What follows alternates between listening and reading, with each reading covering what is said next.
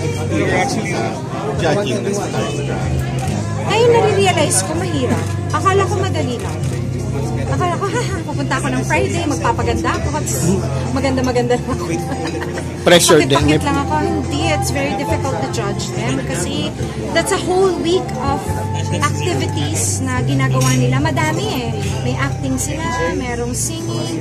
Tapos parang everyday, paiba ng paiba, palalim ng palalim yung mga rules. Mga challenges nila. Mga challenges, pabigat ng pabigat. So, it's actually, well, at least for me, I find it a little difficult to judge. First of all, ang dami mong kailangan i-judge. So, nakakalito. Miss Reg? Nakasalalay sa inyo yung diba, yung parang future ng mga hopeful. Lalo mo naman akong binigyan ng pressure. Diba? As judge. You know, one thing I can say is that definitely all of them, they all have potentials. They do. They all have potentials. I was telling you guys kanina na I was quite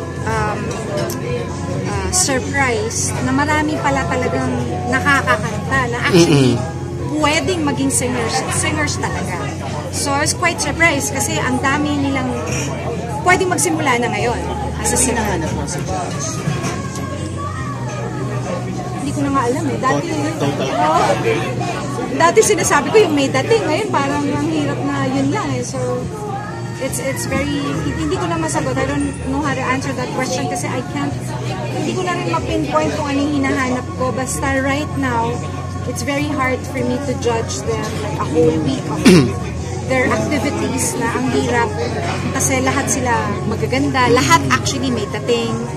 Lahat may potential. So, hindi ko alam kung paano ko i-judge.